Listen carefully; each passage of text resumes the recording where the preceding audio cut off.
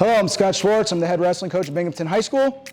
And today, I'm going to show you guys what we call a Manning tilt. It used to be called the cheap tilt or the Mason tilt, but we renamed it last year the Manning tilt after our modified wrestling coach, Coach Todd Manning, who teaches 5th grade at Woodrow Wilson Elementary. All right, Haruchin, take your referee's position. All right, so Haruchin is in what's called referee's position, which is a bottom position. That's what the lines on the mat determine or denote where he's going to position himself. So on the top, all right, I come on the top as the top wrestler. My hand goes on the elbow, all right, with my thumb here, my knees down, my ear basically on his spine, and this other hand on his navel. What I'm going to do, position, I'm going to chop his wrist. Or I'm going to chop his elbow, I'm going to chop his elbow, and I grab his wrist. Okay, but this isn't enough.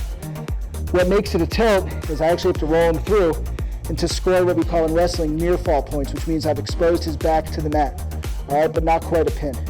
So what I want to do is I want to drop my elbow into his thigh, right here. So boom, and I'm going to dive under, roll him through and elevate, nice and tight on the elbow. And this is a move that scores a lot of points in sport of wrestling at both the high school level and the college level. All right, so Haruchin, take your bottom position.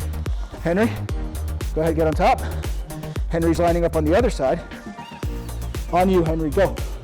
He chops, boom, dives through, elevates the leg.